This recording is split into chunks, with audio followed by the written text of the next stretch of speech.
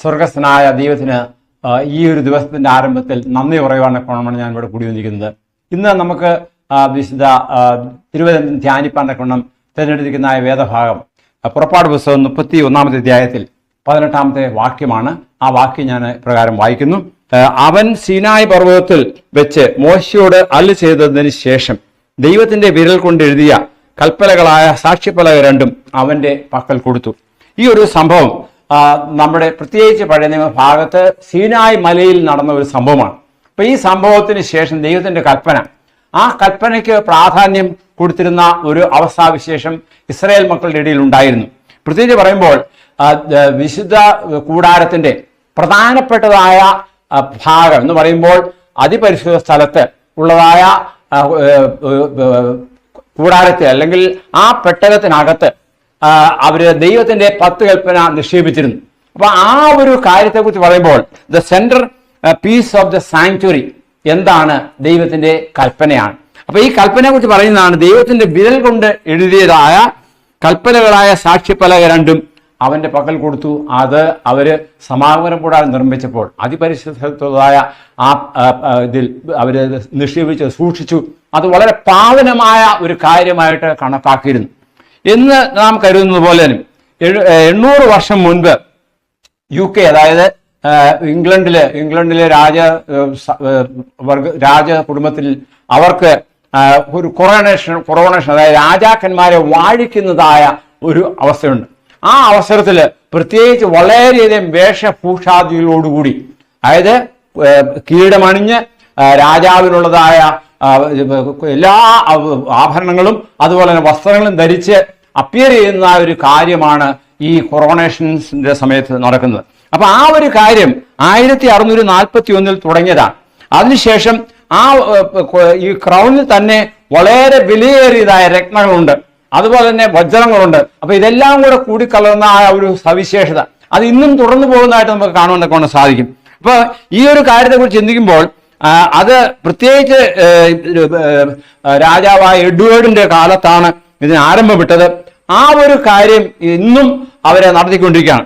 എന്നാൽ നാം ചിന്തിക്കുന്നത്, ഇന്ന് നമ്മുടെ ചിന്തയ്ക്ക് വന്നിരിക്കുന്നത് എന്താണ്? അതായത് സമാഗമന കൂടാരത്തിൽ അതിപരിശുദ്ധ സ്ഥലത്ത് ദൈവത്തിന്റെ പെട്ടകം, ആ നിയമപ്പെട്ടകമുണ്ട്. ആ നിയമപ്പെട്ടതിലെ പ്രധാനപ്പെട്ട വസ്തു എന്തായിരുന്നു?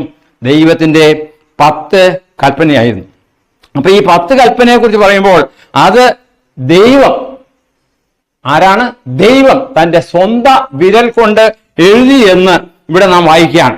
അപ്പൊ നമ്മളങ്ങനെ ഈ എഴുതപ്പെട്ടതായ പല കാര്യങ്ങളുണ്ടെങ്കിലും ഇങ്ങനെ പ്രത്യേകിച്ച് ദൈവത്തിന്റെ കൈകൊണ്ട് എഴുതിയതായ ഒരു കാര്യം ദൈവത്തിന്റെ 10 കൽപ്പനയാണ്. അപ്പൊ ആ 10 കൽപ്പനയുടെ പ്രാധാന്യം, അത് എഴുതിയ ദൈവമാണ്, പലകയിൽ എഴുതിയത്. അപ്പൊ ആ ഒരു കാര്യത്തിന്റെ പ്രാധാന്യം നമ്മുടെ ജീവിതത്തിൽ ഉണ്ടായിരിക്കണം. കാരണം ദൈവത്തിന്റെ 10 കൽപ്പന അത് എല്ലാ തരത്തിലും അന്ന് ഇസ്രായേൽ മക്കളുടെ കാലത്തായാലും കൊള്ളാം, ഇന്നായാലും കൊള്ളാം, കർത്താവായ യേശുക്രിസ്തുവിന്റെ കാലത്തായാലും കൊള്ളാം, ദൈവത്തിന്റെ കൽപ്പനയ്ക്ക് വളരെ പ്രാധാന്യമുണ്ട്.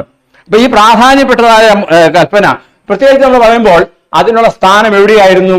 സമാഗമന കൂടാരത്തിലെ അതിപരിശുദ്ധ സ്ഥലത്തുള്ളതായ ആർക്ക് ഓഫ് ഗോഡിലാണ് സൂക്ഷിച്ചിരുന്നത്. എന്നാൽ അതോടൊപ്പം തന്നെ നമുക്ക് കാണുന്നതൊക്കെ സാധിക്കും, മോശയിക നിയമങ്ങളുണ്ടായിരുന്നു. മോശയാൽ എഴുതപ്പെട്ടതായ പല കാര്യങ്ങൾ, അത് സാക്രിഫൈസിൽ അവിടുത്തെ ശുശ്രൂഷകളുടെ കാര്യമായാലും പുരോഹിതന്മാരുടെ കാര്യമായാലും അവരുടെ പരിശുദ്ധ, അതായത് അവർ ആഘോഷ ദിനങ്ങളെ കുറിച്ചായാലും ഇതൊക്കെയും എഴുതപ്പെട്ടതായ ഒരു കാര്യമാണ് മോശയിക ന്യായപ്രമാണം. അപ്പൊ ആ മോശയിക ന്യായപ്രമാണം അല്ലെങ്കിൽ ആ മോശയുടേതായ ചുരുളുകൾ എവിടെ വെച്ചിരുന്നു?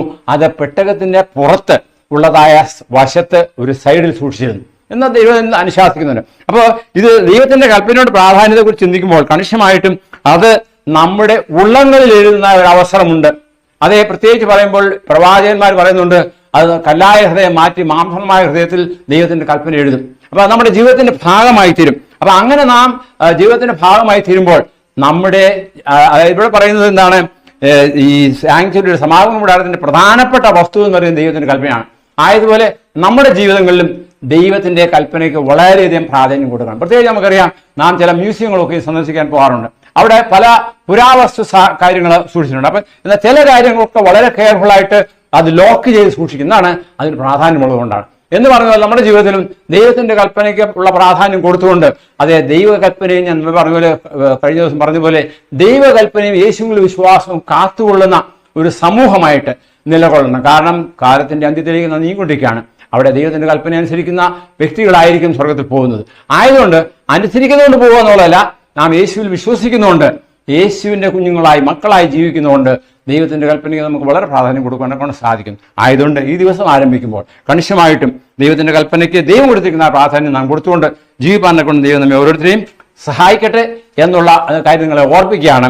പ്രത്യേകിച്ച് ഇന്ന് പ്രാർത്ഥനയ്ക്കായി വെച്ചിരിക്കുന്നത് സുഹേഷിനി തോമസിനാണ്. അവർ പത്തനംതിട്ടയുള്ള സ്വദേശിയാണ്. അവർക്ക് ശാരീരികമായ പ്രയാസങ്ങളുണ്ട്, എന്നിരുന്നാലും അവരുടെ ജന്മദിനമാണ്. അത് നമുക്ക് നമ്മുടെ പ്രാർത്ഥനയിൽ ഓർക്കാം, നമ്മൾ പ്രാർത്ഥിക്കാം. ഞങ്ങളെ സ്നേഹിക്കുകയും പരിപാലിക്കുകയും ഞങ്ങളുടെ സ്വർഗീയ വാഴ്ത്തപ്പെട്ട പിതാവേ, ഞങ്ങളുടെ സന്നിധിയിലേക്ക് അടിയങ്ങളെ തന്നെ ഒരു പ്രാവശ്യം കൂടെ താഴ്ത്തി സമർപ്പിക്കുന്ന ഈ ദിവസം ആരംഭിപ്പാനെ കൊണ്ട് അവിടുന്ന് സഹായിച്ചു. അതേ വെളിച്ചം കാണുവാൻ, അതേ ശ്വാസം എടുക്കുവാൻ ഒക്കെയും ഞങ്ങളെ സഹായിച്ച് നന്ദിയോടെ സ്തോത്രം. ഞങ്ങളുടെ സന്നിധിയിലേക്ക് അടിയങ്ങളെ തന്നെ പൂർണ്ണമായി സമർപ്പിക്കുകയും ദൈവത്തിൻ്റെ കൽപ്പനയുടെ പ്രാധാന്യത്തെക്കുറിച്ച് മനസ്സിലായിക്കൊണ്ട് അത് ഞങ്ങളുടെ ജീവിതങ്ങൾ പ്രധാനപ്പെട്ട സ്ഥാനം കൊടുത്തുകൊണ്ട് ജീവിക്കാൻ സഹായിക്കണമേ. പ്രത്യേകിച്ച് സുഹേഷിനി തോമസിന് വേണ്ടി പ്രാർത്ഥിക്കുന്നു. അവരുടെ ആരോഗ്യസ്ഥിതിക്ക് വളരെ മോശമാണെങ്കിലും കർത്താവിൻ്റെ കൃപയാൽ ഇത്രത്തോളം സൂക്ഷിച്ചു നന്ദിയോടെ സ്തോത്രം. പൂർണ്ണമായും അവളെ സൗഖ്യമാക്കുകയും സമാധാനം സന്തോഷം കൊടുക്കുകയും ചെയ്യണമെന്ന് അപേക്ഷിക്കുന്നു. ആയതുപോലെ ഇന്ന് ആർക്കെങ്കിലും ഒക്കെയും ജന്മദിനമുണ്ടെങ്കിൽ അവർക്ക് വേണ്ടിയൊക്കെ പ്രാർത്ഥിക്കുന്നത് ദൈവത്തിൻ്റെ ഹിതം എല്ലാ ജീവിതങ്ങളും നിറവേറണമേ. ഒരു കൂടി അവിടുത്തെ കരുണകൃപ ഈ പാൽക്കാലം ഞങ്ങളോട് ഇരിക്കണം. യേശുവിൽ കൂടി താഴ്മയോടും വിനയമായി ചോദിക്കുമ്പോൾ കൃപയോടെ കേൾക്കുമാറാകണമേ. ആമേൻ. ദൈവം നമ്മെ ഓരോരുത്തരെയും ഈ ദിവസം അനുഗ്രഹിക്കുമാറാകട്ടെ. ആമേൻ.